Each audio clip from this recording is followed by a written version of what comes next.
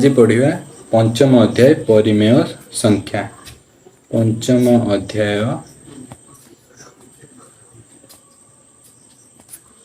परिमेय संख्या।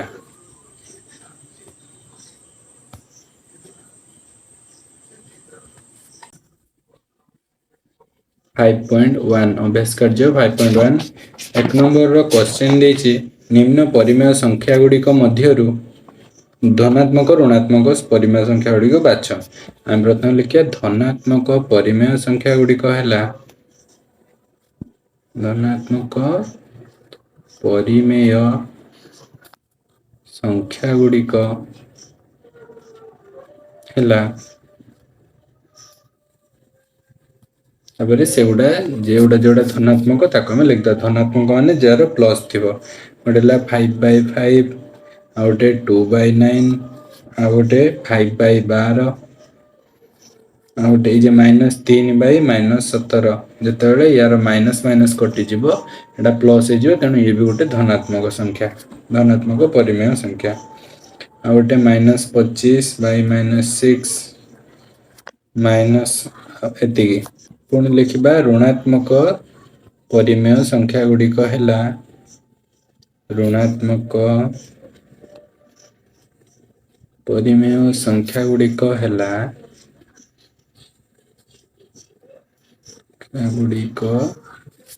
हैला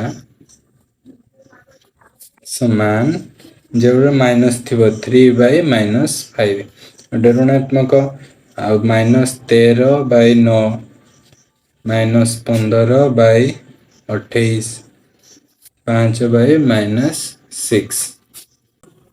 ଏବେ पढ़िबा 2 नंबर कहछि निम्न परिमेय संख्या गुडी को सेमानकर प्रामाणिक रूप रे प्रकाश कर। प्रामाणिक रूप कोन जदि देछि 22 2 नंबर को 22 -22 विभक्त को 55 यार प्रामाणिक रूप माने याको हरण करियो तळे जति हरण करियो सेति ऊपर भी हरण करियो -22/55 लंबा विभक्त को हरण 55 ला में 11 हरण करिवा 22 रो भी 11 हरण करिवा रहइबो -2/5 तले एटा ए जे -2/5 एटा हो तार प्रामाणिक रूप।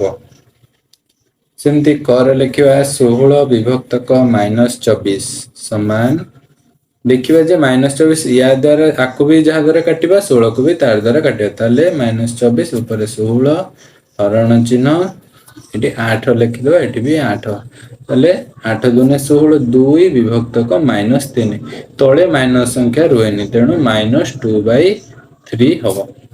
तापरे गर कहिछि 77 विभक्त को 132 आकु भी सेमती का ऊपर जहा तळे जहा हरण करिया ऊपर भी सेटा को हरण करिवा ताले 132 रे केते हरण करिवा 11 आ ऊपर से 11 हरण कर दे हरण करले ऊपर रहबो 1177 आ 11 रो 12 गुणले 132 सेमती घरे 64 विभक्त को 24 समान 24 हरण 8 64 हरण 8 8 टा 64 एटी 8 3 24 ताले 8 विभक्त को 3 तबरे -27 विभक्त को -15 एटी कोन हबो ना 3 द्वारा कटि जिवो -15 हरण 3 -27 हरण 3 समान -9 विभक्त को -5 समान एटी माइनस माइनस कटियोला ताले 9/5। एबे पढ़िबा 3 नंबर कहछि -55 विभक्त को -37 को प्रामाणिक रूप रे प्रकाश करिवार सोपान। अच्छा को हमें प्रथमे प्रामाणिक रूप केमते प्रकाश करिवा सेटा आगे लिखिदा। प्रामाणिक रूप तार कोन हबो आको तळे केते कोटा हबो ना -55/-27 इ तो 55 और 27 गोटे पणिकार थिबे केम पणिकार अछंती 11 पणिकार जदि 11 पंचा हबो ये 27 भी हबोनी तेणु याकू केवल -1 द्वारा ही हरण करि हबो -27 हरण -1 एठी भी -55 हरण -1 तले माइनस माइनस प्लस 55/+27 जानी गले। एबे तार सोपान लिखिबा सोपान एक रे लिखिबा एठारे -27 व -55 रो ଗସାଗୁ ନିର୍ଣ୍ଣୟ କଲୁ। ଏହାର ଗସାଗୁ ବାହାର କରିବ, ଯେଟା ଗସାଗୁ ବାହାରିବ ତାରି ଦ୍ୱାରା ଦୁଇ ଜଣଙ୍କୁ କାଟିବ। ଯେହେତୁ ଆର କିଛି ବି ଗସାଗୁ ବାହାରିଲାନି ତେଣୁ 1 ବାହାରିଲା, 1 ଦ୍ୱାରା ତାକୁ ହରଣ କଲେ। 2 ଯେହେତୁ ଦୁଇଟି ଋଣାତ୍ମକ ଅଛି, ଦୁଇଟି ଋଣାତ୍ମକ ଅଛି, ତେଣୁ ଉଭୟ ଲବ ଓ ହରକୁ ଗସାଗୁର ଋଣାତ୍ମକ ରୂପ ଦ୍ୱାରା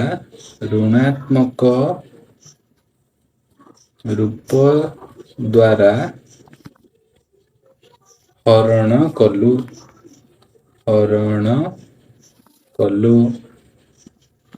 ସୋପାନ 3ରେ ଆମେ କଣ ଲେଖିବା? ସୋପାନ 3ରେ କଣ ଲେଖିବା ନା ସୋପାନ 3 যেটা ଆମେ ହରଣ କଲେ ସେଇଟାକୁ ଲେଖିବା। -55/-27 ସମାନ -55 ହରଣ -1 ବାଇ -27 ହରଣ -1। ଆମେ ଯୋଉଟାକୁ ହରଣ କରିଥିଲେ ସେଠି ଫାଷ୍ଟ ସେଇଟାକୁ ଲେଖେ। ତାହେଲେ 55/27।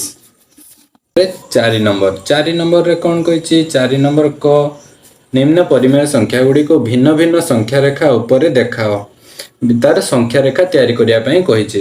ଆଚ୍ଛା, 2/3 କୁ ଆମେ ସଂଖ୍ୟା ରେଖାରେ କେମିତି ଦେଖେଇବା? 2/3 ଗୋଟେ ସଂଖ୍ୟା ରେଖା ଟାଣିବ। এই যে 2/3 এটা ଗୋଟେ ପ୍ରକୃତ ଭଗ୍ନାଂଶ ଆଉ ଧନାତ୍ମକ ପ୍ରକୃତ ଭଗ୍ନାଂଶ 0 ରୁ 1 ଭିତରେ ରହିବେ। ଯେକୌଣସି ଯେତେ ପ୍ରକାର ଧନାତ୍ମକ ପ୍ରକୃତ ଭଗ୍ନାଂଶ ଅଛନ୍ତି ସମସ୍ତେ 0 ରୁ 1 ଭିତରେ ରହିବେ।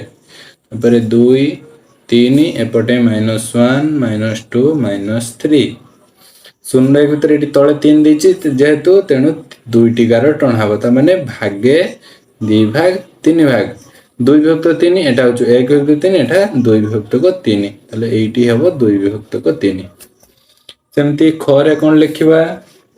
ଖରେ ଦେଇଛି -4/5 -4/5 -4/5 ମଧ୍ୟ ଗୋଟେ କଣ ପ୍ରକୃତ ଭଗ୍ନାଂଶ, କିନ୍ତୁ ଏଟା ମାଇନସ ଯେହେତୁ ଅଛି ଋଣାତ୍ମକ ତେଣୁ ଏଟା 0 ରୁ -1 ଭିତରେ ରହିବ। ଏପଟେ -2 -3 ଏପଟେ ଲେଖିଦବ +1 +2 +3 ଯାହା ଲେଖିବ। ତାପରେ ତଳେ 5 ଦେଇଛି ମାନେ 4ଟି ଗାର ଟଣା ହବ। 2 3 4 ଚାରିଟା ସମାନ ଗାର ଟାଣିଦବ। ତାପରେ ଏଟା -1/5 -2/5 -3/5 -4/5 এটা হବ -4/5 এইটা। তারপরে গ নম্বর -8/3 সমান সংখ্যা রেখা টানি দব।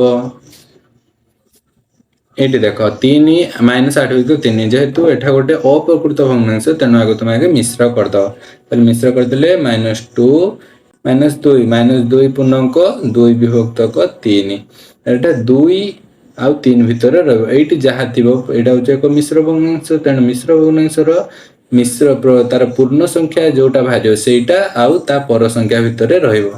ଏଟା -2 ଅଛି ତାହେଲେ -2 ଆଉ -3 ଭିତରେ ରହିବ। -1 -2 ଏଠି -3 ଏପଟେ +1 +2 +3 -2 ଆଉ -3 ଭିତରେ ରହିବ। 2/3 ତେଣୁ 2ଟି ଗାର ଟଣା ହବ। এটা 1/3 এটা 2/3 এইটা হচ্ছে -2 ପୂର୍ଣ୍ଣାଙ୍କ 2/3 এইটা। ଘରେ କଣ ହବ? ଘରେ କ୍ୱେଶ୍ଚନ ଦେଇଛି 5/2 5/2 ଏଟା ବି ମଧ୍ୟ ଗୋଟେ ଅପ୍ରକୃତ କିନ୍ତୁ ଧନାତ୍ମକ। ଆକୁ ତମେ କଣ କରିବ? ମିଶ୍ର ଭଗ୍ନାଂଶ କରିବ। ତାହେଲେ 2 2 4 2 ପୂର୍ଣ୍ଣାଙ୍କ 1/2। ଏବେ ଗୋଟେ ସଂଖ୍ୟା ରେଖା ଟାଣିଦବ। 0 এটা 2 ଆଉ 3 ଭିତରେ ରହିବ କାହିଁକି ନା ତାର ମିଶ୍ର ତାର ପୂର୍ଣ୍ଣ ସଂଖ୍ୟା ଯାହା ଥିବ ସେଇଟା ଆଉ ତା ପର ସଂଖ୍ୟା ଭିତରେ ରହିବ। ତାହେଲେ +1 +2 ଆଉ 3 ଭିତରେ ରହିବ। ତାହେଲେ 2 ଆଉ 3 ଭିତରେ ଟିକେ ବେଶିକା ଜାଗା ଛାଡିଦବ।